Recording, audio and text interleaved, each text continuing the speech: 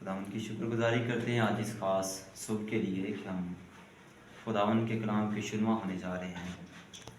میں چاہتا ہوں خدا کے لیے، خدا کے پاک روح کے لیے، کلام کے لیے زوردار تعظیم کریں۔ آئیے کلام خدا میں سے آج ہم بلاہٹ کے بارے میں سیکھیں گے، تو میرے ساتھ نکالیے یرمیہ کی کتاب،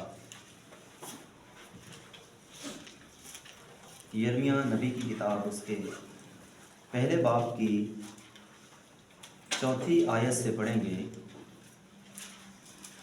غور کیجیے گا، کلام خدا میں یوں مرقوم ہے: تب خداوند کا کلام مجھ پر نازل ہوا اور اس نے فرمایا، اس سے پیشتر کہ میں نے تجھے بطن میں خلق کیا، میں تجھے جانتا تھا، اور تیری ولادت سے پہلے میں نے تجھے مخصوص کیا اور قوموں کے لیے تجھے نبی ٹھہرایا۔ خداوند کا پاک کلام پڑھا اور سنا جانا ہم سب کے لیے باعث برکت ہو۔ آمین۔ یہاں پر ہم غور کرتے ہیں، اس سے پہلے کہ ہم یرمیہ نبی کی مخصوصیت پر آئیں، پہلے ہم اس کے تھوڑے سے پس منظر کو دیکھتے ہیں۔ یہ تقریباً یسوع مسیح سے کوئی 700 سال پہلے یرمیہ نبی گزر چکے ہیں، اور یہ اس وقت کا واقعہ ہے جب بابل کے بادشاہ نبوکدنضر نے یروشلم پر قبضہ کر لیا، اور اس نے شہر کو، ہیکل کو برباد کر کے جو یہودا کا بادشاہ تھا اور یروشلم کے لوگ تھے ان سب کو اسیر کر کے وہ لے گیا۔ جب یہ سارا واقعہ ہوا تو خدا نے اپنے بندہ یرمیہ کو چنا۔ سب سے پہلے یہاں پر ہم نے غور کرنی ہے اس بات پر کہ خداوند جب بھی کسی انسان کو چنتا ہے پہلے اس کے لیے جگہ ٹھہراتا ہے، اس کا ایک خاص مقصد ہوتا ہے جس کے لیے وہ چنا جاتا ہے۔ خدا جب بھی کسی انسان کو مخصوص کرتا ہے تو ایک خاص کام، ایک خاص جگہ کے لیے مخصوص کیا جاتا ہے۔ اور کلام کہتا ہے کہ خداوند نے جب یرمیہ کو بلایا تو خدا نے لکھا ہے، یہاں پر لکھا ہے، تب خدا کا کلام مجھ پر نازل ہوا اور خدا نے اس سے فرمایا کہ میں تجھے بطن میں جب میں نے خلق کیا، میں تجھے اس سے پہلے جانتا تھا۔ خدا یرمیہ کو کہہ رہا ہے کہ اس سے پہلے کہ تو اپنے ماں کے بطن اقدس میں آئے میں تجھے جانتا تھا، اور میں نے تجھے نبی ٹھہرایا۔ اور اس لیے ٹھہرایا تھا کہ خدا نے دیکھا تھا کہ یروشلم کے لوگ اسیری میں چلے گئے ہیں، وہاں پر جو یہودا کا بادشاہ وہ بھی اسیری کے اندر ہے، اور ہیکل برباد ہو چکی ہے، اور خدا نے ایک نبی کو برپا کیا، اس کا چناؤ کیا۔ خدا یرمیہ کو یہ بتا رہا ہے کہ یہ تو نہ سمجھ کہ انسیڈنٹلی طور پر تو نبی بن گیا ہے، حادثاتی طور پر تو خادم بن گیا ہے، ایسا نہیں ہے۔ خدا اسے اپنے کلام میں بتا رہا ہے، میں نے تجھے پیشتر اس سے کہ تو بدن میں آتا، میں نے تجھے زمین پر بھیجا اس لیے، تیرا مقصد ہی یہ ہے۔ اگر آج ہم دیکھیں کہ اگر آج ہم خدمت میں ہیں تو ہم حادثاتی طور پر نہیں ہیں۔ شاید ہمیں بعض اوقات لگتا ہو جب دنیا کی ہم چیزوں کو دیکھتے ہیں، جب ہم دکھوں کو دیکھتے ہیں، مصیبتوں کو دیکھتے ہیں، جب دنیا کے بہت سارے پہاڑ ہم پر ٹوٹتے ہیں، بہت سارے سیلاب ہم پر آتے ہیں، تو ہم سم ٹائم سوچتے ہیں کہ پتہ نہیں خدا نے مجھے چنا ہے کہ نہیں چنا، خدا کا چناؤ میری زندگی میں ہے کہ نہیں ہے۔ ہم میں سے کوئی بھی حادثاتی طور پر خدا کی خدمت نہیں کر سکتا، اگر وہ کرے گا تو تھوڑی دیر کے لیے پھر گر جائے گا۔ لیکن آج ہم اس بات پر غور کر رہے ہیں کہ خدا نے ہم میں سے ہر ایک کو یرمیہ کی طرح چنا ہوا ہے، اور خدا کا چننے کا ایک پروسیس ہے۔ خدا نے اسے ایک خاص کام کے لیے، خدا جانتا تھا کہ یہ کچھ ہو گیا ہے، خدا نے ایک خاص کام کے لیے اس سے پیشتر کہ وہ اپنی ماں کے بطن میں آتا۔ اب میڈیکلی طور پر دیکھیں، جب کوئی انسان تخلیق ہوتا ہے، جب کوئی بچہ ماں کے بطن میں یوٹرس میں بنتا ہے، وہ ہزاروں کروڑوں سپرمز کے ساتھ لڑ کے ایک سپرمز مل کر ایگز کے ساتھ پھر ایک بچہ بنتا ہے۔ اور ہم میں سے جتنے یہاں پر موجود ہیں، ہم پہلے ہی جنگ لڑ چکے ہیں اور غالب آ چکے ہیں، اور پھر ہم زمین پر آئے ہیں۔ ہم میں سے سارے جنگ لڑ کے پھر ہم بنے ہیں اور زمین پر آئے ہیں۔ خدا نے ہمیں خاص مقصد کے لیے تخلیق کیا ہے اور زمین پر بھیجا ہے۔ اور آگے ہم دیکھتے ہیں جب خدا نے یرمیہ کو چن لیا تو اب یرمیہ کا کیا کہنا ہے۔ 6 آیت میں لکھا ہے، تب میں نے کہا ہائے خداوند خدا، دیکھ میں بول نہیں سکتا کیونکہ میں بچہ ہوں، میرے اندر کانفیڈنس نہیں ہے۔ یہی بات یرمیہ کہہ رہا ہے، لیکن اسے معلوم نہیں ہے جو تجھے چننے والا ہے وہ سب کچھ کرنے پر قادر ہے۔ اور جب خدا پھر اس سے کہہ رہا ہے، خدا کہہ رہا ہے کہ یہ بات تو اپنے منہ سے نہ نکال، لیکن خداوند نے مجھے فرمایا یوں نہ کہہ کہ میں بچہ ہوں، کیونکہ جس کسی کے پاس میں تجھے بھیجوں گا تو جائے گا، اور جو کچھ میں تجھے فرماؤں گا تو کہے گا۔ یہاں پر اس بات پر ہم غور کریں گے کہ کسی بھی خادم کے منہ کے الفاظ کوئی عام نہیں ہوتے۔ وہ اپنے منہ سے کہہ رہا ہے کہ خداوند میں بچہ میں بول نہیں سکتا، خدا کہہ رہا ہے تو یہ نہ کہہ۔ اس کی بھی ایک وجہ ہے، خدا اسے کیوں کہہ رہا ہے کہ تو نہ کہہ کہ تو بچہ ہے۔ کسی بھی خادم کے جسے خدا نے چنا ہے، مخصوص کیا ہے، اس کے منہ کے الفاظ عام نہیں ہوتے، اور خداوند اسے یہی کہہ رہا ہے کہ تو یہ نہ کہہ۔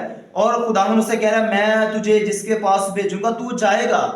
یہ آپشنل نہیں ہے کہ خدا جس کے پاس ہمیں بھیجے گا ہم جائیں یا نہ جائیں، یہ آپشنل نہیں ہے۔ خدا کہہ رہا ہے تو جائے گا، یہ ضرور ہے، یہ لازم ہے کہ تو جائے گا جس کے پاس میں تجھے بھیجوں گا۔ ہم میں سے جتنوں کو خدا نے چنا ہے، ہم پر یہ لازم ہے کہ جس علاقہ کے لیے، جس کام کے لیے خدا نے ہمیں مخصوص کیا ہے، ہمیں چنا ہے، ہمارے لیے یہ آپشنل نہیں ہے کہ ہم وہ کریں یا نہ کریں، ہمیں وہ کام ضرور کرنا ہے، کیونکہ ہم بنائے اس لیے گئے ہیں۔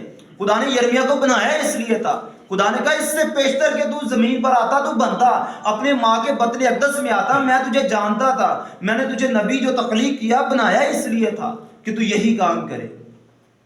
اور کلام کہتا ہے، اب خداوند اسے تسلی دے رہا ہے کہ تو ان کے چہروں کو دیکھ کر نہ ڈر، کیونکہ خداوند فرماتا ہے میں تجھے چھڑانے کو تیرے ساتھ ہوں۔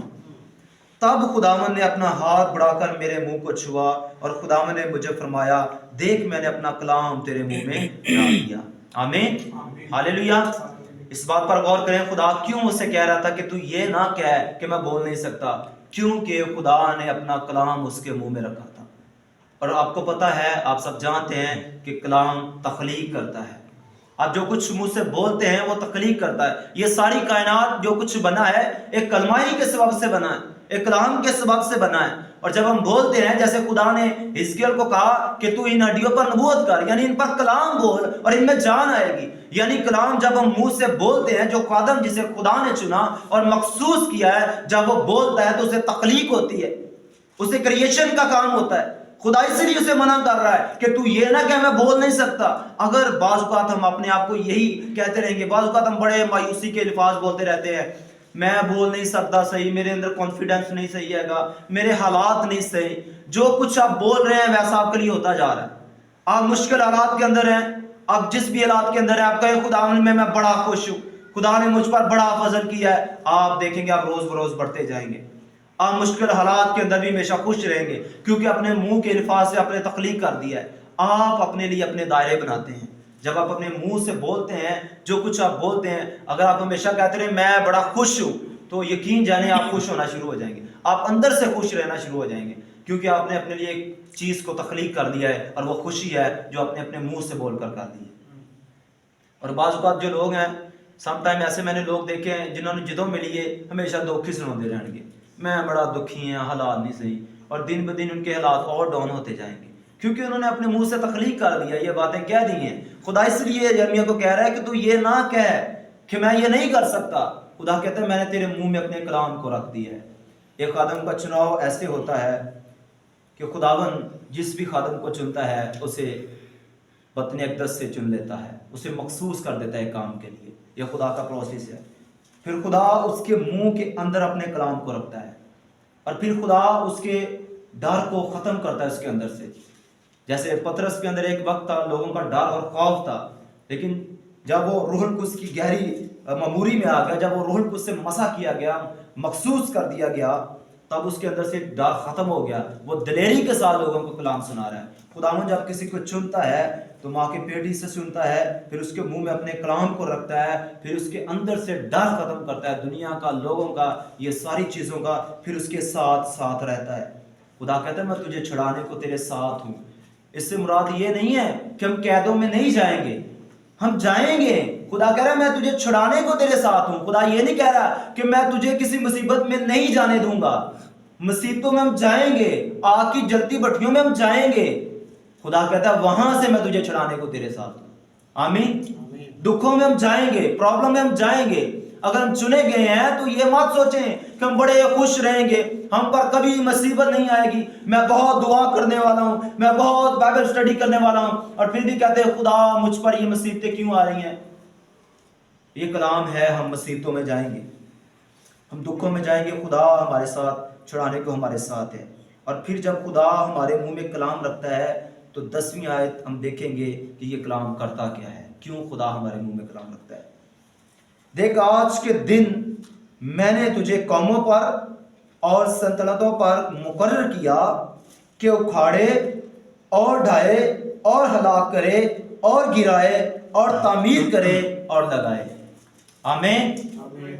खुदावन जब किसी के मुंह के अंदर कलाम रखता है तो कलाम इसलिए होता है कि हम कौमों पर, खुदा सल्तनतों पर हमें इख्तियार बख्शता है कि हम जाएं और इबलीस की जो सल्तनतें हैं, जो इबलीस के पैरोकार हैं, इबलीस की लगाई गई बाड़े हैं, उन्हें उखाड़ दें, उन्हें ढा दें। इबलीस की जितनी तमीरात हैं उन्हें ढा दें, और जो इबलीस के पैरोकार हैं, इबलीस के शिकंजे हैं, उन सबको हलाक करें, उनको गिरा दें, इबलीस की बाड़ों को गिराएं, और फिर क्या करें, तामीर करें और लगाएं।